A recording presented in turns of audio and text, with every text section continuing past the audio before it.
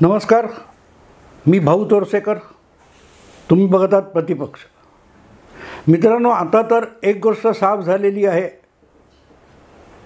की मराठा आरक्षणासाठी जे काय उपोषण, आरक्षण, आंदोलन, असली नाटक जालना जिल्ह्याच्या अंबड तालुक्यात मनोज जरांगे पाटील यांनी सुरू केलं होतं, ते आता हळूहळू त्याचा भर ओसरलेला आहे. त्यांच्या मागे धावत सुटलेल्या बेभान मराठा समाजातल्या तरुणांनासुद्धा आपण कुठे भरकटलो याची जाणीव व्हायला लागलेली आहे. आणि हे सगळं राजकारण होतं, त्यामध्ये मराठा समाजाचं हित, मराठा समाजाला आरक्षण हे विषय अतिशय दुय्यम होते. महाराष्ट्रात जे एकनाथ शिंदे, फडणवीस आणि अजितदादा यांचं सरकार आहे, त्याच्याविरुद्ध एक शेवटचा डाव म्हणून शरद पवारांनी हे नाटक घडवून आणण्याचा प्रयत्न केला. हा आरोप उघडपणे झालेला आहे. अगदी जरांगे पाटील यांच्या कालपर्यंतच्या सहकाऱ्यांनीसुद्धा याची वाच्यता केलेली आहे. आणि आता या सगळ्या प्रकाराचं आणि त्या दरम्यान झालेल्या हिंसाचाराची बारीक सारीक चौकशी करण्यासाठी एक SIT नेमण्याची सुद्धा घोषणा झाली आहे. आणि ती घोषणा होताच शरद पवारांनी विनाविलंब आपले हात झटकलेले आहेत. आणि अधूनमधून अजूनही या विषयातला जरांगे पाटील यांचा बोलविता धनी कोण यावर कुजबूज होत असते, चर्चा होत असते, आरोप प्रत्यारोप होत असतात. SITतून सगळं समोर येईल असं म्हटलं जातं. पण अजूनही माध्यमातून जरांगे पाटील आणि त्यांच्या बातम्या अंतर्धान पावल्या असल्या तरी जरांगे पाटील यांचं आंदोलन चालूच आहे. किंबहुना जरांगे पाटील यांच्यासाठी आंदोलन हा आता जगण्यासाठीचा श्वास झालेला आहे. आंदोलन थांबलं तर जरांगे पाटील संपला अशी त्यांची धारणा झालेली आहे. आणि म्हणूनच हळूहळू करत जरांगे पाटील हे आपलं अस्तित्व दाखवण्याचा प्रयत्न करतात. किंबहुना हे सगळं आंदोलन हे मी नेहमी आधी पण सांगितले, हे पिपली लाईव्हसारखं होतं. त्या सिनेमामध्ये जसं ते एका उजाड शेतकऱ्याच्या, उद्ध्वस्त शेतकऱ्याच्या आंदोलनाला एक सिनेमा किंवा लाईव्ह इव्हेंट बनवलं गेलं, तसंच जरांगे पाटील यांचं मराठा आरक्षणाचं उपोषण आणि आंदोलन हे एक काय म्हणतात ते इव्हेंट बनवली गेली. पण आता त्याला TRP मिळत नाही म्हटल्यानंतर क्रमाक्रमाने त्याच्या मागे असलेल्या लोकांनी म्हणजे मीडियाने त्यातून माघार घेतली आहे आणि जरांगे पाटील अंतर्धान पावले. पण विषय चालू आहे की जरांगे पाटील यांचा बोलविता धनी कोण. मित्रांनो, क्रिमिनॉलॉजी जी असते, गुन्हेगारीचा तपास करण्याचं जे एक शास्त्र आहे, त्याच्यामध्ये काही गोष्टी अशा सांगितलेल्या आहेत की गुन्हा घडतो, त्या गुन्ह्यामध्ये ज्याचा बळी जातो तो एक बळी असला पाहिजे, हा एक मुद्दा आहे. त्याचा बळी घेणारा किंवा त्याच्यावर अन्याय अत्याचार करणारा गुन्हेगार असला पाहिजे, ही पण तेवढीच गोष्ट आहे. त्याच्या पलीकडे तो गुन्हा करण्यामागे काही हेतू असला पाहिजे, त्या कृतीमागे काहीतरी हेतू आणि फायदा असला पाहिजे. आणि त्याच्या पलीकडे गेलं तर त्या गुन्ह्याच्या हेतूच्या फायदा कोणाला मिळतो, बेनिफिट कोणाला मिळतो, हु इज द बेनिफिशरी, हे फार महत्त्वाचं असतं. आणि म्हणून जरांगे पाटील यांचं सगळं उपोषण आंदोलन हे नौटंकी असेल, प्रामाणिक नसेल, अगदी खरं असेल नसेल, जे काय असेल ते त्याची चौकशी होणार आहे. तर त्यामागचा हेतू काय होता. आता मराठा आरक्षण हाच हेतू असेल तर कुठल्याही स्वरूपाचं का होईना एक 10% आरक्षण विधानसभेने एक दिवसाचं विशेष अधिवेशन घेऊन संमत केलेलं आहे, कायदा संमत केलेला आहे. भले त्याला कोर्टात आव्हान मिळेल काय होईल, पण सरकारच्या ज्या मर्यादा असतात, सरकारने एक धोरण घ्यायचं, त्या धोरणानुसार विधिमंडळात कायदेशीर तरतूद करायची, ते काम सरकारने केलं आहे. मग जरांगे पाटील यांच्या मागण्यांपैकी काय राहिलं आहे. कुणबी सर्टिफिकेट द्या, ते द्यायला सुरुवात झाली. मागणी कुठेच उरली नाही. तरी आपलं उपोषण किंवा आंदोलन रेटून नेण्याचा जो प्रयास जरांगे पाटील यांनी केला, पुढे पुढे तर सरळ सरळ महाराष्ट्रातलं महायुती सरकार, उपमुख्यमंत्री देवेंद्र फडणवीस आणि ब्राह्मण समाजाला टार्गेट करण्यापर्यंत त्यांचं रोख गेला. इथे जरांगे पाटील यांचं उपोषण आणि आंदोलन हे साफ उघडं पडत गेलं. त्यामध्ये मराठ्यांचं कुठलंही हित अपेक्षित नाही हे उघडकीला आलं आणि आता SIT चौकशी होणार आहे. मुद्दा असा आहे मित्रांनो, ज्या वेळेला ती चौकशी सुरू होणार किंवा त्याची SIT घोषित केली, तात्काळ शरद पवारांनी आपला आणि जरांगेचा संबंध नाही हे घोषित करून टाकलं. SIT चौकशी कोण अधिकारी करणार, ती टीम काय, यांची नावं पण समोर आली नाही. इतक्यात शरद पवारांनी हात झटकले. म्हणजे सगळ्यात पहिलं घाबरलं कोण? शरद पवार. दुसरी गोष्ट, आत्ताच्या आत्ता मला गोळी घाला, मी सागर बंगल्यावर येतो म्हणून तावातावाने निघालेले जरांगे पाटील हे रात्री नजीकच्या एका गावामध्ये मुक्काम केला आणि साधी संचारबंदी लागू केली म्हणून दुसऱ्या दिवशी उजाडल्यानंतर तात्काळ मागे अंतरवली सराटिया आपल्या गावाला निघून गेले. तिथे जाऊन त्यांनी आपले सगळे हट्ट मागण्या गुंडाळून ठेवल्या. आमरण उपोषण मागे घेतलं, आंदोलन तात्पुरतं स्थगित केलं, दवाखान्यात दाखल झाले, जे काय आहे ते. मुद्दा असा आहे की या सगळ्यामधून जो एक शब्द पुढे आला की जरांगे पाटील यांचा बोलविता धनी कोण, आणि ती बाब फार महत्त्वाची आहे मित्रांनो, फार महत्त्वाची. कारण बोलविता धनी म्हणून शरद पवारांकडे सरसकट बोट दाखवलं गेलं. अर्थात शरद पवार पहिल्या उपोषणाच्या काळात आणि लाठीमार झाल्यानंतर जो गाजावाजा झाला तेव्हा अंतरवली सराटीला गेले होते. त्या मंचावर बसून किंवा गादी टाकून झोपून जरांगे पाटील उपोषण करत होते. त्या मंचाच्या खाली उभं राहून जरांगे पाटलांची शरद पवारांनी कानगोष्ट केली होती. काही मोजक्या शब्दातलं भाषणसुद्धा केलं होतं. पण ते वगळता आपला जरांगे पाटील यांच्याशी संबंध नाही असं शरद पवारांनी हात झटकले. पण त्यांचे सहकारी राजेश टोपे सातत्याने तिथे होते, याकडे बोट दाखवलं गेलं. आता त्यानंतर फडणवीसांना धमक्या देणारे, ब्राह्मणांना संपून टाकू म्हणणारे या लोकांना अटक झाल्यानंतर त्यांचे शरद पवारांच्या पक्षाशी असलेले संबंध देखील उघड्यावर आले. पण तेवढ्या आधारावर जरांगे पाटील यांचा बोलविता धनी शरद पवार आहे असं म्हणणं कितपत रास्त होईल याविषयी मला शंका आहे. कारण जरांगे पाटील, मी एका व्हिडिओत माझ्या बोललो होतो, जरांगे पाटील हे अनगायडेड मिसाईल आहे. म्हणजे आपण ते दिवाळीत उंच आभाळात जाणारे काय ते बाण वगैरे लावतो आणि मग सुरकन तो वर जातो आणि मग फुटतो वगैरे काय काय. पण तरीही तो लावताना कुठली चूक झाली तर तो आभाळात जाण्याऐवजी आडवं तिडवं कुठेही जाऊन कोणाच्याही घरात घुसून, कोणाच्या दुकानात घुसून आग लावू शकतो. आणि नेमकी तीच गोष्ट इथे लक्षात घेतली पाहिजे. जरांगे पाटील हे अनगायडेड मिसाईल, म्हणजे त्यांना कुठली दिशा होती असं दिसत नाही.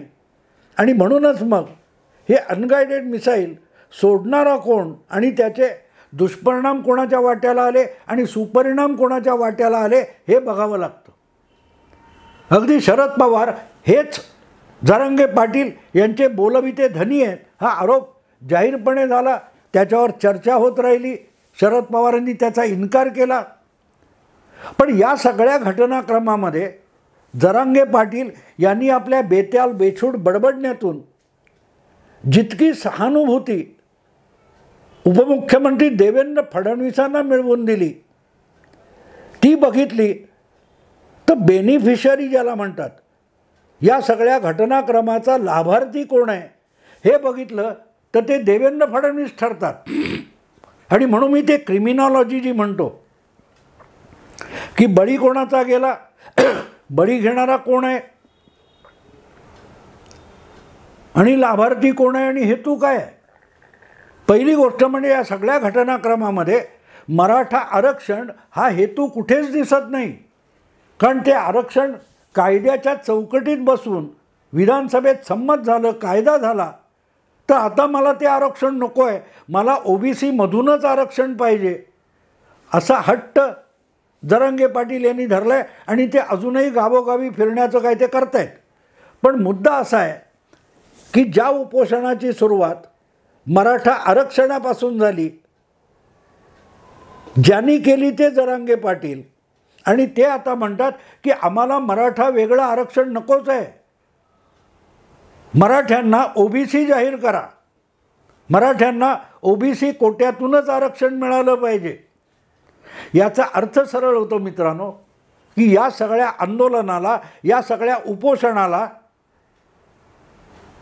कुठलाही मोटिव्ह नव्हता, कुठलाही. तुम्हाला आठवत असेल की नारायण राणे यांच्यासारख्या ज्येष्ठ नेत्यांनी, केंद्रीय मंत्र्याने साफ नकार दिला होता की आम्हाला कुणबी का बनवता, आंदोलन तुम्हाला करायचं आहे, पण मराठ्यांना कुणबी बनवायचं किंवा OBC बनवायचं आग्रह आमच्यावर कशाला लादता. असे मराठी उभे राहिले की आम्हाला कुणबी म्हणून आरक्षण नको आहे. त्यामुळे एक बारकाईने बघितलं तर या सगळ्या आंदोलनामध्ये कुठलाही हेतू, उद्दिष्ट बिलकुल नव्हतं, मोटिव्ह नव्हता, लक्ष काही ठरलेलंच नाही. जरांगे पाटील यांच्या मनात येईल ते त्यांनी बेधडकपणे करावं. पण त्यामध्ये अनेकांचा बळी गेलेला आहे. OBC आरक्षणाचाही अस्वस्थता निर्माण झाली आहे. वेगवेगळ्या लहान मोठ्या समाज घटकांमध्ये सुद्धा आरक्षणावरून म्हणजे एकूण समाज स्वास्थ्याचा बळी गेलेला आहे. करणारा माणूस जरांगे दिसतोय, पण बेनिफिशरी किंवा लाभार्थी कोण दिसतो? तो देवेंद्र फडणवीस दिसतात.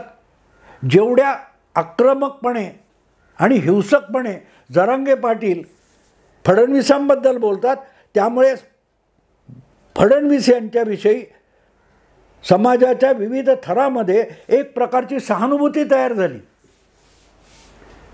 म्हणजे बेनिफिशरी कोण आहे? देवेंद्र फडणवीस आहेत.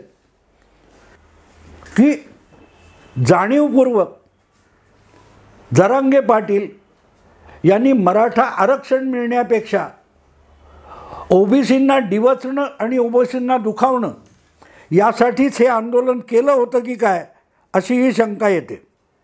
आणि म्हणून मग असा प्रश्न पडतो की या सगळ्या जरांगे पाटील यांच्या उपोषण आंदोलनाचा फायदा ज्या माणसाला मिळाला, म्हणजे फडणवीस यांना मिळाला, तर ते या आंदोलनाचे बोलबिते धनी आहेत का? शंका घेण्यासारखी जागा आहे मित्रांनो, शंका घेण्यासारखी जागा आहे.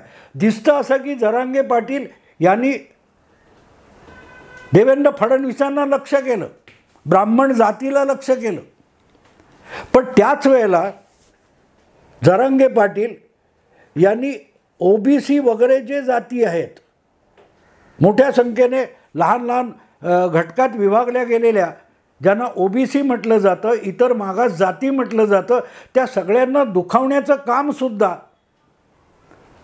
जरांगे पाटील यांनी या सगळ्या आंदोलन काळात केलं. आणि त्यामुळे गावागावात, खेड्याखेड्यामध्ये मराठा विरुद्ध OBC असं चित्र निर्माण करण्यात आलं. त्याखेरीज मराठा आणि कुणबी यांच्यात जे सख्य वगैरे होतं, त्यामध्ये सुद्धा बिब्बा कालवण्याचं काम या जरांगे पाटलांच्या उपोषण आणि आंदोलनामुळे झालं. आणि मग या सगळ्या अगदी त्यांनी नाही म्हणताना भुजबळांची देखील खिल्ली उडवलेली आहे. पण भुजबळांपेक्षा त्यांनी ज्या प्रकारे जात म्हणून देवेंद्र फडणवीसांना लक्ष केलं, त्यामुळे आधीच भाजपकडे आकर्षित झालेला किंवा भाजपच्या संघटनेत महत्त्वाचं स्थान असलेला जो OBC समाज होता, त्या OBC समाजाला टार्गेट करून मराठ्यांना त्यांच्या नजरेत शत्रू बनवण्याचं कामसुद्धा जरांगे पाटील यांनी केलेलं आहे. आणि म्हणून मी एक व्हिडिओ केला होता की जरांगे पाटील यांच्या या आरक्षण आणि उपोषण या आंदोलनामुळे सगळ्यात मोठं नुकसान कुठचं झालं असेल तर गेल्या 40-50 वर्षामध्ये महाराष्ट्रात राजकीय अजेंडा हा मराठा समाजाच्या हाती होता, तो हिरावून घेतला गेलेला आहे. ठीक आहे, शरद पवार असतील किंवा इतर मराठा राज्य पातळीवरचे जे नेते होते ते मागे पडले असतील, पण गावागावात, तालुक्यात आणि जिल्ह्यामध्ये कुठल्याही सार्वजनिक जीवनामध्ये प्रामुख्याने तुम्हाला मराठा नेतृत्वच एकूण त्या जिल्ह्याचं, तालुक्याचं नेतृत्व करताना दिसलं होतं. जरांगे पाटील यांच्या या उपोषणामुळे जी एक सामाजिक तेढ खेड्यापाड्यापासून जिल्हा तालुक्यापर्यंत गेली, त्यामुळे त्या स्थानिक पातळीवरच्या मराठा नेतृत्वाला सुरुंग लावला गेलेला आहे. आणि मग त्याचा मोठा फायदा हा भाजपला मिळतो आणि भाजपबरोबर भाजपचे महाराष्ट्रातले सर्वोच्च अनभिषिक्त नेते असलेल्या देवेंद्र फडणवीसांना मिळतो. आणि मग हे सगळं आंदोलन मराठ्यांना जातीनिहाय आरक्षण मिळण्यासाठी होतं की मराठ्यांचं ग्रामीण भागात पसरलेलं जे स्थिरावलेलं जे मराठा नेतृत्व आहे त्याला सुरुंग लावण्यासाठी, ते मराठा नेतृत्व उद्ध्वस्त करण्यासाठी जरांगे पाटील यांचं आंदोलन होतं का, असा प्रश्न निर्माण होतो. कारण आता तर आमच्याकडे मत मागायला येऊ नका, 1 मराठा लाख मराठा असे स्टिकर घरोघरी लावणार आहेत. पण एक गंमत असं आहे, हे जरांगे पाटलांनी नवीन सुरू केले की आपल्या घराबाहेर स्टिकर लावायचं, आमच्याकडे मतं मागायला येऊ नका. पण त्या गावामध्ये फक्त मराठे राहत नसतात. शहराच्या गल्लीमध्ये, गावाच्या वस्त्यांमध्ये विविध जाती विखुरलेल्या आहेत.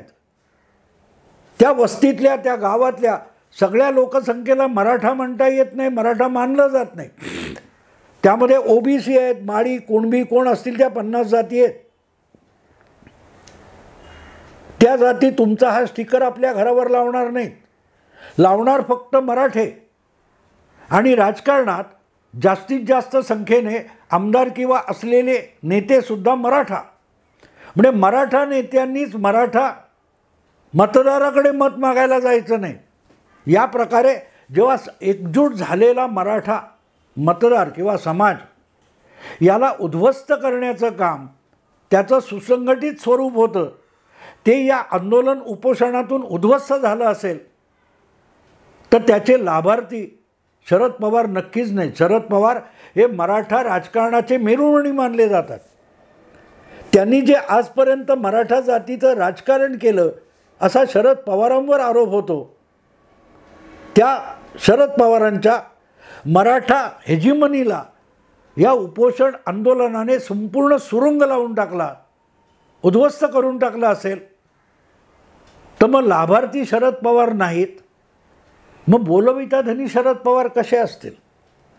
आता दुसरी बाजू बघा, दुसरी बाजू बघता येईल की टार्गेट केलेलं देवेंद्र फडणवीसांना दिसतं. मला काय ते सलाईनमधून विष प्रयोग करणार, छातीवर गोळी झाडणार, हे आरोप देवेंद्र फडणवीसांवर जरांगे पाटलांनी केले. पण देवेंद्र फडणवीस यांच्या गृह खात्याच्या पोलिसांकडून अंतरवली सराटीमध्ये पहिल्यांदा जो लाठीमार झाला, त्यामुळे जरांगे पाटील हे 7 दिवसाच्या उपोषणात दुर्लक्षित होते, ते एकदम प्रकाशात आले. म्हणजे त्या पोलिसांनी त्यावेळेला तिथे लाठीमार केला नसता, तिथे दंगल सादृश परिस्थिती अंतरवली सराटीत निर्माण झाली नसती, तर मग जरांगे पाटील हे आजसुद्धा अप्रकाशित राहिले असते. त्यांचा आरोप आहे की पोलिसांनी जबरदस्ती केली, हल्ला केला, लाठीमार केला म्हणून दंगल उसळली. म्हणजे पोलिसांनी केलं असं म्हणायचं असेल तर अगदी अनिल देशमुख माजी गृहमंत्री म्हणाले होते, लाठीमाराचे आदेश तर गृहमंत्रालयातून निघाले, म्हणजे देवेंद्र फडणवीसांनी केले.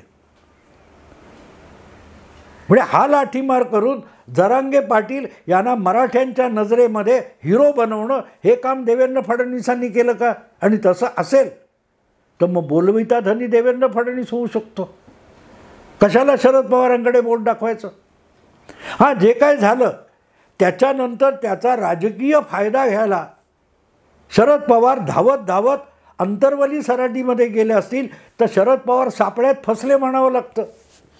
आणि बोलविता धनी अंतरवली सराटीमध्ये अखेरपर्यंत गेला नाही ना, जरांगे पाटलांना भेटायला गेला.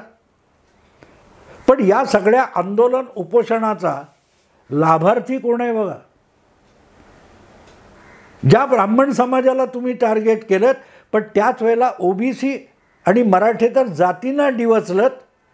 त्यामुळे त्या सगळ्या जाती मराठा नेतृत्वाच्या विरुद्ध झाल्या आणि कुठल्याही जातीला सारखा न्याय देण्याचा प्रयत्न करणारा देवेंद्र फडणवीससारखा माणूस हा त्या सगळ्या मराठेतर जातींना जवळचा वाटायला लागला. आणि या आंदोलनाने मराठ्यांचं नुकसान होते असं ज्यांना वाटत होतं ते मराठेसुद्धा देवेंद्र फडणवीसांच्या बाजूने उजळ माथ्याने समोर येऊ शकले.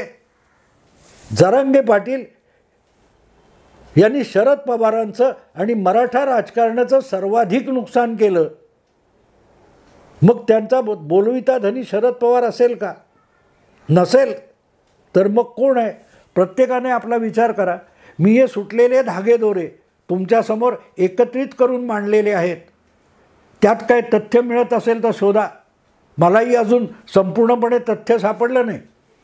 पण एक गोष्ट वाटते की जितकं हे सगळं शरद पवारांनी पेटवलं म्हणतात त्याचा लाभार्थी देवेंद्र फडणवीस ठरताना दिसत आहेत. आणि त्यामुळे मीसुद्धा गोंधळलेलो आहे. आत्ता इथेच थांबतो. आवडलं लाईक करा, शेअर करा, सबस्क्राईब करा. नमस्कार.